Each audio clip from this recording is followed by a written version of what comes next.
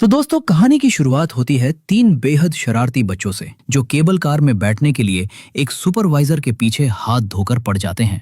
अब बेचारे सुपरवाइजर की शिफ्ट खत्म होने वाली थी, लेकिन बच्चों की जिद के आगे उसका दिल पिघल गया और वो उन्हें उस केबल कार की आखिरी राइड पर ले गया जो बस बंद ही होने वाली थी। पर उस बेचारे को क्या पता था कि उसका ये एक अच्छा फैसला उन सब की जिंदगी की सबसे बड़ी भूल बनने वाला है। केबल कार हवा में चल रही थी और बच्चे अंदर अपनी ही धुन में उछल कूद कर रहे थे। सुपरवाइजर उन्हें बार बार शांत रहने की चेतावनी दे रहा था, पर बच्चे कहाँ सुनने वाले थे। तभी अचानक एक जोरदार झटके के साथ केबल कार बीच हवा में ही रुक गई। सुपरवाइजर ने घबरा कर पूछा, हे भगवान, तुम सब ठीक तो हो ना? जब बच्चों ने कहा कि हाँ वो ठीक है, तो सुपरवाइजर तुरंत डिब्बे के पिछले हिस्से की तरफ भागा। उसने जैसे ही खिड़की से नीचे झांका, उसके होश उड़ गए। पूरे शहर की बत्तियां गुल हो चुकी थीं। हर तरफ बस अंधेरा था। पहले तो उसे लगा कि ये नॉर्मल पावर कट है। उसने तुरंत अपने साथियों से कांटेक्ट करने के लिए वॉकी टॉकी उठाया, पर वो डेड था। उसने केबल कार का इमरजेंसी रेडियो ऑन करने की कोशिश की, पर वो भी खराब हो चुका था। अभी वो कुछ समझ पाता, इससे पहले ही डिब्बे की सारी लाइट्स और इलेक्ट्रॉनिक चीजें एक एक करके खुद ब खुद बंद हो गईं। तभी अचानक कुछ अजीब हुआ। सुपरवाइजर ने जैसे ही पास रखा फायर एक्सटिंग्विशर उठाया, उसे अंदाजा भी नहीं था कि ये तो बस तबाही की शुरुआत थी। देखते ही देखते उसके गले में लटका वॉकी टॉकी ब्लास्ट हो गया। और भाई साहब, हद तो तब हो गई जब उसके दिल में लगा पेसमेकर भी अचानक काम करना बंद कर गया और वो दर्द से तड़प उठा। बच्चे अभी इस सदमे से संभल भी नहीं पाए थे कि उनके पास मौजूद कैमरे, आईफोन और बाकी सारे गैजेट्स एक एक करके जलने लगे। पूरे डिब्बे में चीख पुकार मच गई। सब बुरी तरह डर गए और उन्होंने डर के मारे अपना सारा सामान नीचे फेंक दिया। अब बाहरी दुनिया से मदद मांगने का हर रास्ता बंद हो चुका था। लेकिन ट्विस्ट यहीं खत्म नहीं होता। इससे पहले कि वो संभल पाते, केबल कार में एक भयानक अलार्म गूंज उठा और चूंकि वे एक गहरी घाटी के बीच फंसे थे और ऊपर आसमान में मंडराते खतरे की वजह से उस डरावनी आवाज ने उनके डर को 100 गुना और बढ़ा दिया। वो अलार्म इतना तेज था कि कान के पर्दे फट जाएं। पर इससे पहले कि वो बच्चे उस आवाज को बर्दाश्त कर पाते, सायरन अचानक से एकदम शांत हो गया। एक के बाद एक हो रही इन अजीब घटनाओं ने बच्चों के दिमाग को सुन्न कर दिया था, पर उनके पास डरने का भी टाइम नहीं था। वे तुरंत नीचे झुके और सुपरवाइजर को चेक करने लगे। जब उन्होंने देखा कि सुपरवाइजर की धड़कन रुक चुकी है, तो जैक ने हिम्मत जुटाई और उसकी शर्ट के बटन खोले। शर्ट हटाते ही सबके होश उड़ गए। सुपरवाइजर का सीना बुरी तरह जल चुका था। जैक ने उसे सीपीआर देने की पूरी कोशिश की, पर सब बेकार था। वो दम तोड़ चुका था। इसी बीच खिड़की से बाहर लगातार नजर रख रहे लियो ने एक बहुत ही अजीब चीज नोटिस की। उसने देखा कि नीचे पूरे शहर में एक भी लाइट नहीं जल रही थी। लियो ने दिमाग दौड़ाया और कहा, अगर ये सिर्फ नॉर्मल पावर कट होता तो कम से कम सड़कों पे चल रही गाड़ियों की हेडलाइट्स तो जलनी चाहिए थी ना। पर वहां तो सब कुछ पूरी तरह डेड है। उसे लगा कि ये शायद किसी बड़े खतरे का इवैक्यूएशन अलार्म था। इस पर एलेक्स ने घबरा कर पूछा, पर किस बात का इवैक्यूएशन? हमें यहाँ से क्यों निकाला जा रहा है? वे सोचने लगे कि अगर कोई जंग भी छिड़ जाए तो भी दुनिया में ऐसा कोई हथियार नहीं बना जो इमारतों को बिना छुए पूरे शहर के इलेक्ट्रॉनिक सिस्टम को एक झटके में तबाह कर दे। तीनों ने काफी देर तक अपना सिर खपाया, पर उन्हें कुछ समझ नहीं आ रहा था कि आखिर बाहर चल क्या रहा है। तभी एलेक्स को याद आया कि उनके ऊपर आने से पहले नीचे जमीन पर कुछ स्टाफ मेंबर्स मौजूद थे। ये सोचते ही उसने बिना देर किए केबल कार की ऊपर वाली खिड़की खोल दी और पूरी ताकत से चिल्लाने लगा, हेल्प! कोई है क्या? प्लीज हमारी मदद करो। पर हवा इतनी तेज थी और वे इतनी ऊंचाई पर थे कि उनकी आवाज नीचे तक पहुंच ही नहीं सकी। अब उनके सामने सबसे बड़ी मुसीबत ये थी कि इस डेड बॉडी का क्या किया जाए। लियो ने सलाह दी, देखो, फालतू के पंगे से बचना है तो अच्छा यही होगा कि हम इस बॉडी को छुए भी नहीं, जैसी है वैसी ही रहने दें। एलेक्स उसकी बात से सहमत तो हो गया, पर तभी उसके दिमाग में एक बेहद खौफनाक ख्याल आया। उसने कांपती आवाज में कहा, सोचो, अगर हम यहाँ कई दिनों तक फंसे रह गए और खाने को कुछ नहीं मिला, तो जिंदा रहने के लिए हमारे पास आखिरी रास्ता सिर्फ ये डेड बॉडी ही बचेगी। ये सुनते ही जैक ने तुरंत, आपको क्या लगता है जैक का क्या रिएक्शन होगा? एलेक्स की ये खौफनाक बात सुनते ही डिब्बे में अजीब सा तनाव फैल गया। जैक ने तुरंत बात काटते हुए कहा, पागल हो गए हो क्या? मैं कोई आदमखोर नहीं हूँ। वो एक अच्छे इंसान थे और वैसे भी हम बस खुद को फालतू में डरा रहे हैं। सब ठीक हो जाएगा, देखना, वो हमारे लिए कोई दूसरी केबल कार या फिर कोई हेलीकॉप्टर जरूर भेजेंगे। जैक की इस बात से दोनों का हौसला थोड़ा बढ़ा और वे धीरे धीरे शांत होने लगे। अब आगे की फालतू सोच विचार से बचने के लिए जैक ने अपने गले का स्कार्फ निकाला और उसे सुपरवाइजर के चेहरे पर डाल दिया, ताकि उसकी वो डरावनी और बेजान आंखें किसी को दिखाई न दे। इसके बाद सब चुपचाप बैठकर मदद का इंतजार करने लगे। पर देखते ही देखते अंधेरा घिर आया और दूर दूर तक रेस्क्यू टीम का कोई नामो निशान नहीं था। सूरज पूरी तरह डूब चुका था। ऊंचाई पर होने की वजह से बर्फीली हवाएं चल रही थी, जिससे केबल कार के अंदर का टेम्परेचर तेजी से गिरने लगा। ठंड इतनी बढ़ गई थी कि उनकी बॉडी सुन्न होने लगी। उन्होंने पूरे डिब्बे में हाथ पैर मारे कि शायद कोई हीटिंग का सामान मिल जाए, पर कुछ नहीं मिला। हाँ, किस्मत से एक कोने में कुछ ग्लो स्टिक्स मिल गईं, जिन्हें जलाकर डिब्बे का घुप अंधेरा थोड़ा कम हो गया। तभी अचानक लियो की नजर सुपरवाइजर की बॉडी पर पड़ी और वो बुरी तरह चौंक गया। उसने देखा कि शव के चेहरे पर रखा स्कार्फ हल्का सा हिला। लियो ने कांपते हुए कहा, भाई प्लीज मजाक मत कर यार। जैक ने पूछा, क्या हुआ? लियो चिल्लाया, उसने अभी अभी सांस ली है, दूर हटो उससे। मैंने साफ देखा कि वो स्कार्फ उसकी नाक और मुंह के अंदर की तरफ खींच रहा था। ये सुनते ही जैक ने तुरंत ग्लो स्टिक उठाई और डरते डरते बॉडी के पास चेक करने गया। पर जब उसने ध्यान से देखा तो वहाँ सब कुछ नॉर्मल था, लेकिन लियो अपनी बात पर अड़ा हुआ था कि उसने जो देखा वो कोई वहम नहीं था। वो डर के मारे इतना पागल हो चुका था कि अब शव के पास एक सेकंड भी रुकने को तैयार नहीं था। वो घबराकर केबल कार का दरवाजा खोलने की कोशिश करने लगा। ये देखकर एलेक्स ने तुरंत झपट कर उसे रोका और कहा, पागल हो गए हो क्या? इतनी ऊंचाई पर दरवाजा मत खोलो। इसके बाद वे तीनों कोने में दुबक कर फुसफुसाते हुए चर्चा करने लगे कि आखिर माजरा क्या है। अगर लियो सच कह रहा था तो सिर्फ एक ही रास्ता बचता था, जिसका मतलब था कि वो लाश अब कोई नॉर्मल लाश नहीं रही, बल्कि फिल्मों में दिखाए जाने वाले ज़ॉम्बी या किसी मॉन्स्टर की तरह बनते जा रहा था। अब उनके दिमाग में बस एक ही बात चल रही थी कि शायद किसी अजीब रेडिएशन की वजह से वो सुपरवाइजर अब ज़ॉम्बी बन चुका था। अभी वे ये सोच ही रहे थे कि तभी एलेक्स ने भी देखा कि वो स्कार्फ सच में थोड़ा सा हिला। एलेक्स के मुंह से धीमी आवाज में निकला, ओ भाई, गॉड कसम, ऐसा हो ही नहीं सकता। अब जैक की भी भग चुकी थी। उसने डर के मारे तुरंत पास रखा फायर एक्सटिंग्विशर उठाया और एलेक्स के हाथ में थमा दिया, क्योंकि पूरे ग्रुप में एलेक्स ही थोड़ा हिम्मत वाला लग रहा था। एलेक्स ने गहरी सांस ली और फूंक फूंक कर कदम रखते हुए बॉडी की तरफ बढ़ने लगा। तभी अचानक वो कपड़ा दोबारा ऊपर उठा। ये देखते ही तीनों के हलक से चीख निकल गई, अरे बाप रे! लेकिन जब एलेक्स ने बिल्कुल पास जाकर गौर से देखा तो उसकी जान में जान आई। दरअसल केबल कार के वेंटिलेशन वेंट से बर्फीली हवा अंदर आ रही थी, जिसकी वजह से वो कपड़ा बार बार उड़ रहा था। यानी अब तक जो कुछ भी हुआ था वो सिर्फ उनका वहम और डर का नतीजा था। खैर, डर तो दूर हो गया, लेकिन इतनी पास से मौत का मंजर देखकर एलेक्स का ब्लड प्रेशर हाई हो चुका था। अब वो अपनी वॉशरूम की फीलिंग को और नहीं रोक पा रहा था। उसने बिना देर किए केबल कार का दरवाजा थोड़ा सा खोला और वहीं से काम निपटाने लगा। हालांकि बाहर इतनी तेज हवा चल रही थी कि सब कुछ उड़कर वापस उसी के ऊपर आ गया और वो पूरी तरह भीग गया। पर भाई, बंद डिब्बे के अंदर गंदगी फैलाने से तो ये फिर भी बेहतर था। ठंडी हवा के थपेड़ों ने एलेक्स का दिमाग थोड़ा शांत किया। वो सोचने लगा कि यार, अभी तक कोई रेस्क्यू टीम क्यों नहीं आई? अगर हालात ऐसे ही रहे तो रेस्क्यू टीम के आने से पहले ही ठंड के मारे हमारी कुल्फी जम जाएगी। हमें खुद ही बचने का कोई जुगाड़ करना होगा। इस पर जैक ने एक आइडिया दिया, क्यों ना हम अपने सारे कपड़े उतारें, उनकी एक लंबी रस्सी बनाएं और नीचे उतर जाएं। एलेक्स ने तुरंत उसका आइडिया रिजेक्ट करते हुए कहा, दिमाग खराब है क्या तुम्हारा? हम जमीन से कम 50 से 60 मीटर की ऊंचाई पर लटके हैं। अगर हम अपने सारे कपड़े भी उतार दें तो भी रस्सी नीचे तक नहीं पहुंचने वाली। अभी उनकी ये बहस चली रही थी कि तभी एक और कांड हो गया। जो ग्लो स्टिक्स वे जलाकर बैठे थे वो अचानक एक एक करके बुझ गईं। अब डिब्बे में फिर से घुप अंधेरा हो चुका था। एलेक्स चिढ़कर बुदबुदाया, आखिर किस बेवकूफ ने ये घटिया ग्लो स्टिक्स बनाई थी जो एक साथ ही फुस हो गईं? अब डिब्बे में सिर्फ 2 ही ग्लो स्टिक्स बची थी। एलेक्स ने थोड़ी रोशनी के लिए उनमें से एक स्टिक को बीच से कड़ाक से तोड़ा ताकि वो जल उठे। पर जैसे ही वो स्टिक चमकी, उन्होंने देखा कि खिड़की के बाहर पक्षियों का एक बहुत बड़ा झुंड उड़ता हुआ आ रहा था। पर अजीब बात ये थी कि उन पक्षियों को जैसे केबल कार दिखी ही नहीं। वे बिना अपनी दिशा बदले सीधे आकर केबल कार के शीशे से टकराने लगे। देखते ही देखते धड़ाधड़ पक्षी शीशे पर आकर गिरे और पूरी खिड़की खून के धब्बों से भर गई। किस्मत अच्छी थी कि केबल कार का शीशा बहुत मजबूत था, इसलिए वो टूटा नहीं। अगर वो टूट जाता तो अंदर बची कुची गर्मी भी गायब हो जाती। पर अंदर बैठे बच्चों की हालत खराब हो चुकी थी। वे चिल्लाने लगे, आखिर बाहर चल क्या रहा है? ये पक्षी पागलों की तरह खुद को क्यों मार रहे हैं? प्लीज ऐसा मत करो, कोई तो बताओ कि ये सब क्या हो रहा है। उनके मन में बस एक ही दुआ थी कि काश ये सब जल्द से जल्द रुक जाए। वे डर के मारे कांप रहे थे।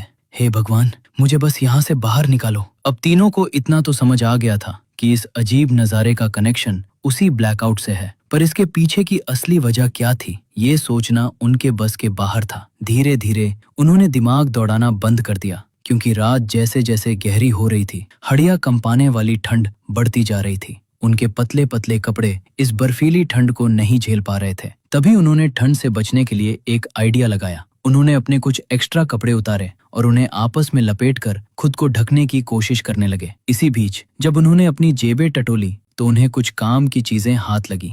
जैक को अपने बैग से अल्कोहल की एक बोतल मिली। ठंड से शरीर को गर्म करने के लिए तीनों ने तुरंत उसके एक एक दो दो घूंट गले से नीचे उतार लिए। एलेक्स को अपनी जेब से एक वॉलेट, सिगरेट का पैकेट और एक लाइटर मिला। वहीं लियो की जेब से एक छोटा खंजर निकला। अभी वे बैठकर चर्चा ही कर रहे थे कि इन चीजों का इस्तेमाल करके यहाँ से कैसे निकला जाए कि तभी अचानक खिड़की के बाहर आसमान में एक बेहद दुर्लभ और अजीब नजारा दिखा। पूरे आसमान में रंग बिरंगी रहस्यमयी रोशनी चमकने लगी जो बिल्कुल पोलर ऑरोरा जैसी लग रही थी। उन्हें शक हुआ कि शायद ये कोई हाई टेक लेजर लाइट है, पर वे सोचने लगे कि अगर ये कोई लेजर या सोलर फ्लेयर जैसी चीज है तो इससे पावर ग्रिड और मोबाइल नेटवर्क तो जाम हो सकते हैं। पर पक्षी पागलों की तरह मरने लगे। ऐसा विनाशकारी नजारा तो पहले कभी नहीं देखा गया था। अभी वे इस ऑरोरा को देख ही रहे थे कि आसमान में कुछ और भी अजीबोगरीब चीजें होने लगी, जिसे देखकर एलेक्स को ये अच्छी तरह समझ आ गया कि अगर हाथ पर हाथ धरकर बैठे रहे तो यहाँ से जिंदा निकलना नामुमकिन है। उसने बिना देर किए केबल कार की छत से इमरजेंसी सीढ़ी को नीचे खींचा, फटाफट ऊपर चढ़ा और ऊपर का एग्जिट कवर खोलकर बाहर निकलने का रास्ता खोजने लगा। पर किस्मत खराब थी। उस कड़ाके की बर्फीली हवा में बाहर निकलने का कोई रास्ता तो नहीं मिला। हाँ, वहां से आसमान में चमकता वो अजीब ऑरोरा और भी साफ दिखने लगा था। इतनी मेहनत और अफरा तफरी की वजह से उनके शरीर की बची कुची एनर्जी और गर्मी भी तेजी से खत्म हो गई। ठंड से बचने के लिए अब उनके पास एक ही रास्ता था कि वे हिले डुले बिना एक जगह शांत बैठ जाएं। काफी देर बाद जब उनकी आंख खुली तो उन्हें डिब्बे के फर्श पर एक एनर्जी बार का खाली रैपर मिला। साफ था कि उनमें से किसी एक ने चुपके से उसे खा लिया था, पर जब पूछा गया तो किसी ने भी अपनी गलती नहीं मानी। खैर, इस वक्त हालात इतने बुरे थे कि किसी के पास इस बात पर बहस करने की ताकत ही नहीं थी। हार कंपाने वाली ठंड अब उनके पूरे शरीर को सुन्न कर चुकी थी।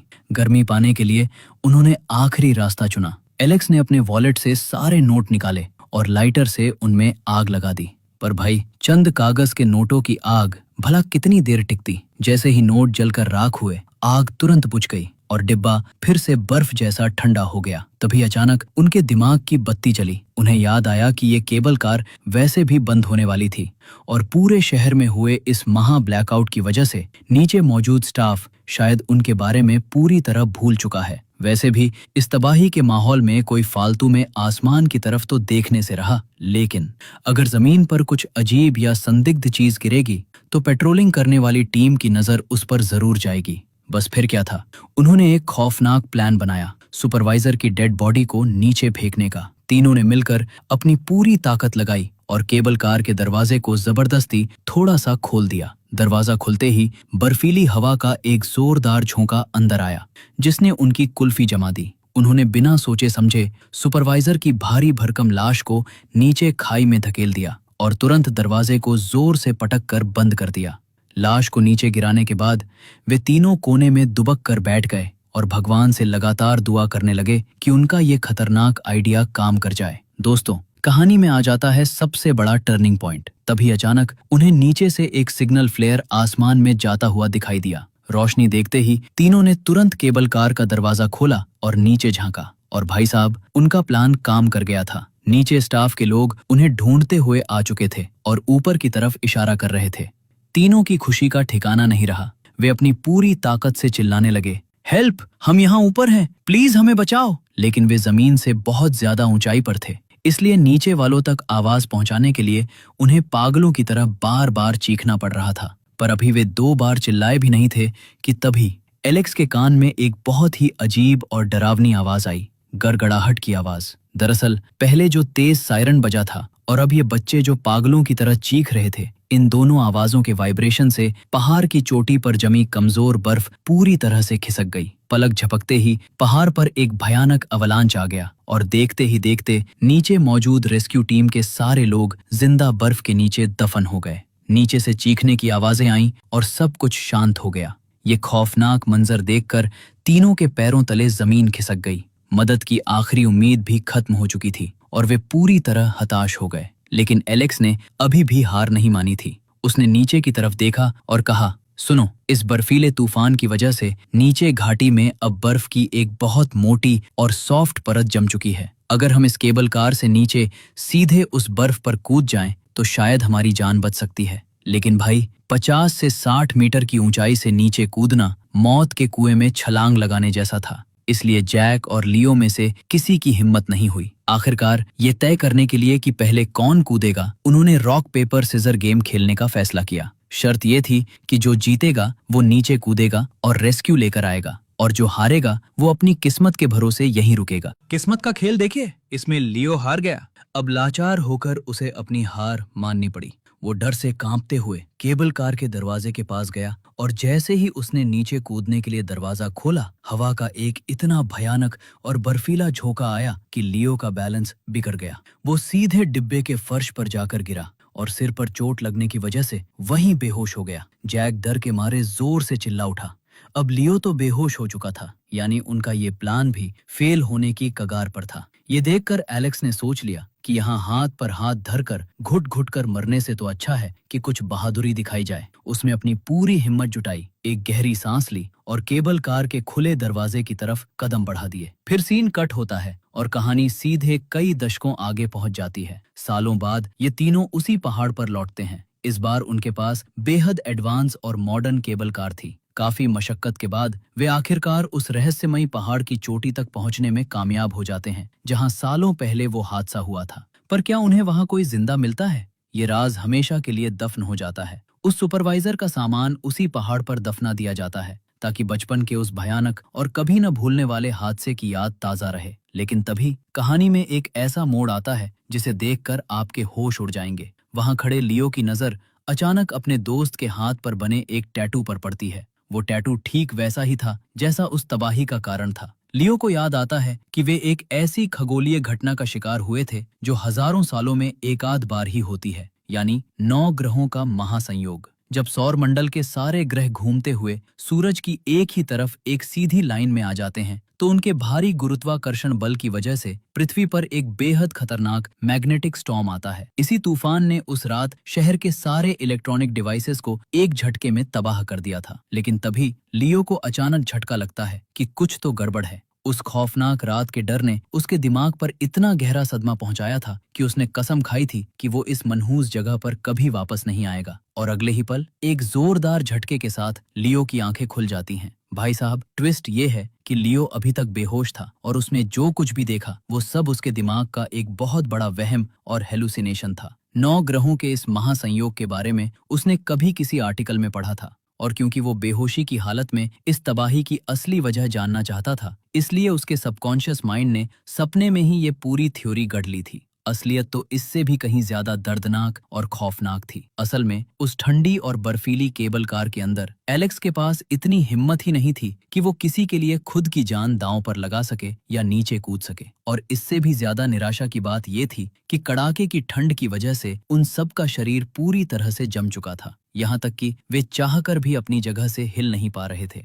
कोई सुपरवाइजर ज़ॉम्बी नहीं बना था, कोई बाहर कूदने नहीं गया था। वे तीनों बस मौत के साए में एक दूसरे से चिपक कर बैठे थे और चुपचाप अपनी आखिरी सांसों का इंतजार कर रहे थे। अगले दिन सुबह जाकर आखिरकार केबल कार का सिस्टम दोबारा चालू हुआ। पूरी रात हवा में लटके रहने की वजह से उस डिब्बे पर बर्फ की सफेद चादर जम चुकी थी। रेस्क्यू टीम ने जैसे ही भारी मन से केबल कार का दरवाजा खोला तो अंदर का नजारा देखकर उनकी आंखें फटी की फटी रह गईं। दरवाजा खुलते ही रेस्क्यू टीम ने देखा कि जैक की पहले ही मौत हो चुकी थी और ठंड के मारे उसका पूरा चेहरा अजीब तरीके से बैंगनी लाल पड़ गया था। लेकिन हैरान करने वाली बात ये थी कि इतनी कड़ाके की ठंड के बाद भी एलेक्स की सांसें अभी भी धीरे धीरे चल रही थी, यानी वो जिंदा था। तभी कहानी का सबसे गंदा और कड़वा सच सामने आता है। दरअसल रात को जब उन सब ने ठंड से बचने के लिए अपने कपड़े आपस में बांटे थे, तब चालाक एलेक्स ने चुपके से सबसे मोटा और गर्म कोट खुद ही रख लिया था। यही नहीं, जो एनर्जी बार डिब्बे में गायब हुआ था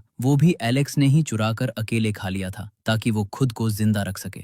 देखा जाए तो शुरुआत से लेकर एंड तक एलेक्स ने सिर्फ और सिर्फ अपने बारे में सोचा और अपनी इसी स्वार्थी चाल की वजह से वो सचमुच मौत के मुंह से बच निकला। और दोस्तों, इसी के साथ ये खौफनाक कहानी यही